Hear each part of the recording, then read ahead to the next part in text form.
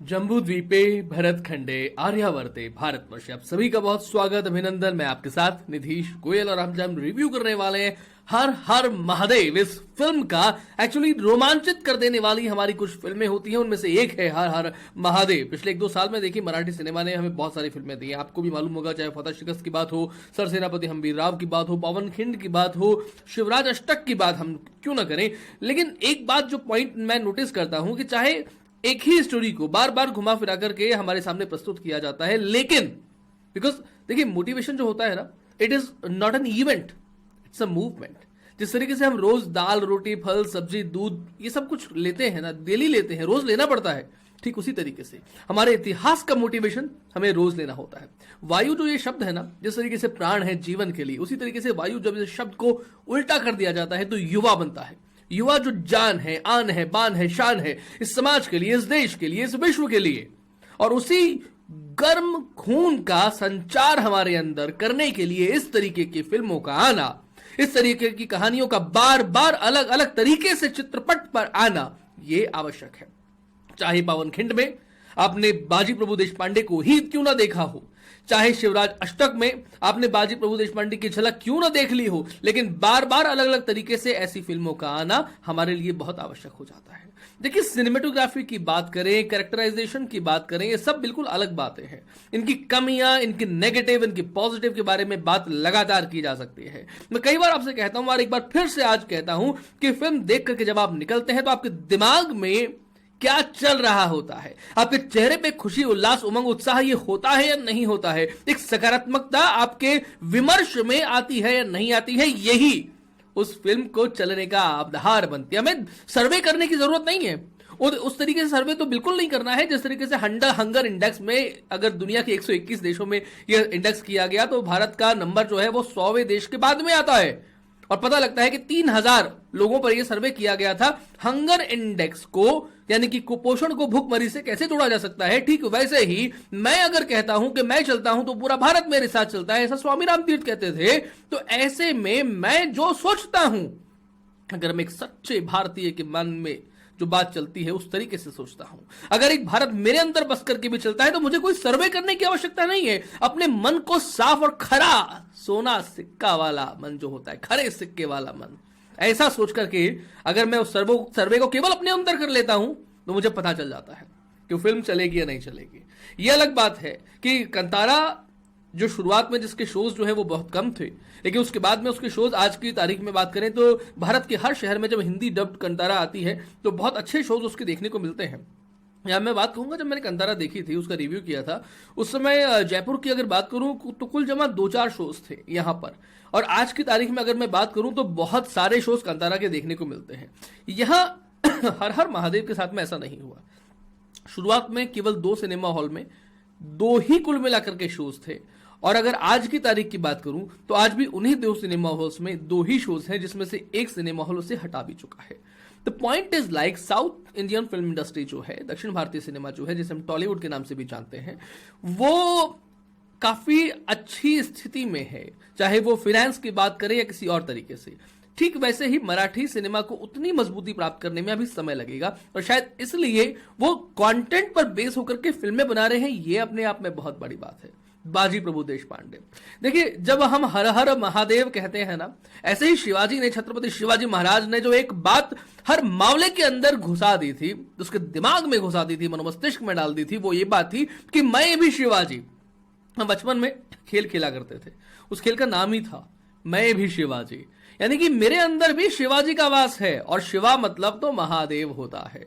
ऐसे में उस शिवा को उन मामलों के अंदर डालने का काम जो छत्रपति शिवाजी महाराज ने उस स्वराज्य की भूमिका के अंतर्गत किया था, वहीं से निकले थे ये लोग, चाहे वो तानाजी मालसुरे हो, चाहे वो बाजी प्रभु देशपांडे हो। यूं ही नहीं किसी की उंगलियां जो है वो कट गई थी, यूं ही नहीं किसी अफजल खान का वध जो है वो इस छोटे कद के शिवाजी ने उस भारी भरकम अफजल खान का वध कर दिया था। ये सब काम यूं ही नहीं हो गया था। 300 हमने 300 के नाम मैंने लिया है तो एक 300 मूवीज भी आई थी, बहुत फेमस मूवी हुई थी। रक्तपात जो है वो खूब अच्छा खासा उसमें था।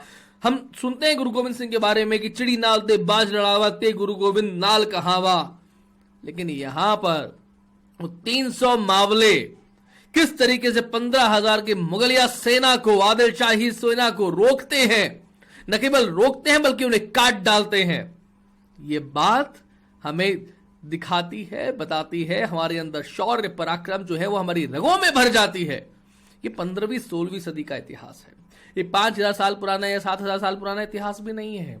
अगर रामायण और महाभारत की बात करते हैं तो उन्हें तो आज भी लोग मिथ बोलते हैं, इतिहास बोल नहीं पाते हैं, इसलिए रगों में वो बात, वो खून जो है वो भर नहीं पाता, रोमांच नहीं हो पाता। लेकिन ये तो 15वीं और 16वीं सदी की बात है, इसे तो कोई मिथ नहीं कह सकता। और अगर इसे कोई मिथ नहीं कह सकता तो ये हमारे इतिहास की किताबों में क्यों नहीं है?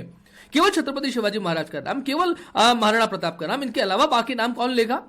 अगर मैं राजस्थान की बात करूं तो राणा हट हमीर का नाम कौन लेगा? आला उदल का नाम कौन लेगा? राजा छत्रसाल का नाम कौन लेगा? गोरा बादल का नाम कौन लेगा? राणा उदय सिंह का नाम कौन लेगा? महाराणा सांगा की बात कौन करेगा? राणा जयसिंह की बात कैसे होगी? इन सब के बारे में बात करनी है। उसके बाद में नीचे जाते हैं। PS1 में लोगों ने, कितने ही लोगों ने राजराजा चरणजीत चोल का नाम पहली बार सुना होगा। हम कुमार संभव की बात कर सकते हैं, हम हर्षगुप्त की, हम हर्षवर्धन की बात कर सकते हैं, हम समुद्रगुप्त की बात कर सकते हैं। कितने सारे लोग हैं हमारे यहाँ, लेकिन कितनी कहानियां। अगर मैं हमारे दर्शकों से पूछना चाहूं कि आप क्या 2-2 मिनट इन लोगों के बारे में बोल सकते हैं, तो शायद महाराणा प्रताप और छत्रपति शिवाजी महाराज के अलावा लोगों के पास में बोलने के लिए 2 मिनट में बात पूरी नहीं होगी। 2 मिनट छोड़िए, 30 सेकंड लोग नहीं बोल पाएंगे। ये विकृतीकरण किया गया हमारे इतिहास का, हमसे छुपाई गई वो बातें। रामायण महाभारत तो भूल ही जाइए, यहां 15वीं 16वीं सदी में जो इतिहास बना उस इतिहास के बारे में भी नहीं पता। अगर मैं राणा रणजीत सिंह की बात करूंगा, राणा दिलीप सिंह की बात करूंगा, तो केवल इतना पता लग जाता है कि कोहिनूर आया था और कोहिनूर गया था और इनके मार्फत गया था, और इन्होंने अपनी सल्तनत जो है वो अफगानिस्तान तक लेकर के गए थे। लेकिन उसके बाद में क्या, 2 मिनट आप नहीं बोल पाते हैं। लेकिन अकबर के बारे में, अकबर द ग्रेट, बाबर, हुमायूं, शाहजहां, हम लोगों को एक पट्टी पढ़ा दी गई कि जोधा अकबर की कहानी में एक असलियत है, एक रूमानियत है, एक रूहानियत है। हमें पट्टी पढ़ा दी गई कि मुगल आजम, सलीम और अनारकली, ये सच्ची कहानी। आज भी लोग सोचते हैं अच्छा सलीम हुआ होगा, अनारकली हुई होगी, इन दोनों में प्यार हुआ होगा, और तानसेन बगीचे में बैठा संगीत जो है वो, संगीत की धुनें जो है वो अलाप रहे थे, और उसके बाद में सलीम और अनारकली इस तरीके से प्यार की पींगे बांध रहे थे। हमें नहीं पढ़ाया गया बाजी प्रभु देशपांडे के बारे में इस फिल्म में। इस फिल्म में जब वो संवाद बोलते हैं तो संवाद केवल बोलते नहीं, ऐसा लगता है कि शेर की दहाड़ वो लगातार हमारे सामने आ रही है। ये कैरेक्टराइजेशन इतना आसान नहीं है, इसलिए इस तरह की फिल्में बार बार बने। एक ही सब्जेक्ट पर 10 फिल्में बने, या फिर कुछ उन सीन्स को भी कैटेगराइज कर दिया जाए तो और ज्यादा अच्छा हो। एक ही सब्जेक्ट पर 3 भागों में कोई फिल्म बनती है तो इससे अच्छा तो कोई हो ही नहीं सकता। आप उसके साथ में पूरी तरीके से न्याय करेंगे, क्योंकि जब आप बाजी प्रभु देशपांडे का पूरा व्यक्तित्व देखते हैं तो साहब ये नहीं, क्योंकि छत्रपति शिवाजी महाराज को छत्रपति शिवाजी महाराज बनाने वाले बहुत सारे लोग थे। उन सब के बारे में एक एक फिल्म में नहीं बताया जा सकता। एक के बारे में 3 फिल्में लगेंगी, लेकिन एक फिल्म के बारे में बात होनी शुरू हुई तो चलिए अच्छी बात है साहब, शुरू तो हुई है। ये शुरू होना अपने आप में बहुत बड़ी बात है, और इस बड़ी बात को हम प्रणाम करते हैं। ये स्तुत्य बात है, इसलिए हर हर महादेव हमें देखनी चाहिए, सपरिवार देखनी चाहिए। क्योंकि फिल्म देखने के लिए देखिए नन्हे मुन्ने बच्चे नहीं जाते हैं। कई लोग कह सकते हैं कि वायलेंस है, ऐसा है, वैसा है। वो बच्चे जाएंगे तब जब आप उन्हें लेकर के जाएंगे, आप उन्हें दिखाएंगे ये भारत का इतिहास है, ये भारत है। ये वो भारत नहीं है जहां पर चकाचौंध है, बल्कि ये वो भारत है जिसमें अंदर की बिजलियां अंदर की बिजलियां जो है वो कड़कती हैं और दुनिया के आसमान पर अपनी चमक बिखेरती है और बताती है कि भारत देश का नाम कैसा होता है, वो कैसा अमृतत्व होता है। हम क्यों कहते हैं कि वयम अमृतस्या पुत्राः, हम कहते हैं माता भूमि पुत्रो हम पृथिव्या, का मतलब क्या होता है? ये वो कहानियों की, एक कहानियां, किस्से, कथाएं, गाथाएं, ये अमृत सागर बिखरा पड़ा है। जब प्रधानमंत्री नरेंद्र मोदी कहते हैं ना कि भैया हमारा जो देश है इसमें इतिहास का जो मीठा झरना बह रहा है इसे आकंठ पी लीजिए, ये चल रहा है। हमारी फिल्मों में एटलीस्ट होता हुआ थोड़ा हुआ तो सही नजर आना तो शुरू हुआ, इसलिए ये प्रणम्य बात है। शरद केलकर, जब इस फिल्म का ट्रेलर मैंने देखा था तब एक बार लगा कि शरद केलकर की उम्र थोड़ी ज्यादा लग रही है, और मुझे लगा कि पता नहीं कितना प्रभावित कर पाएंगे, कितना नहीं कर पाएंगे। लेकिन जब ये फिल्म मैंने देखी, वाकई में लगा कि इस व्यक्तित्व ने जिया है इस किरदार को, बाजी प्रभु देशपांडे को। बाजी प्रभु देशपांडे जब इंटरवल से पहले देखते हैं तो लगता है कि थोड़े रेबेलियन किस्म के व्यक्ति हैं, और उनकी कई बार छत्रपति शिवाजी महाराज से कई मुद्दों पर असहमति भी सामने आती है किस तरीके से लेकिन वो अपने बड़े भाई के लिए समर्पित हो जाते हैं और त्याग करते हैं। यही त्याग जो है वो भारत की बात कहता है। ये वो त्याग वैसा त्याग नहीं है जो बॉबी फिल्म में राज कपूर ने फिल्मा दिया था कि ना मांगू सोना चांदी ना मांगू हीरे मोती, देती है दिल दे बदले में दिल के साहब। भारत में प्रेम का दर्शन ऐसा दर्शन नहीं है कि देती है दिल दे बदले में दिल दे। यहां तो त्याग की बात आती है। जब भी प्रेम की बात आती है, यही त्याग की बात बाजी प्रभु देशपांडे ने की अपने बड़े भ्राता के साथ में।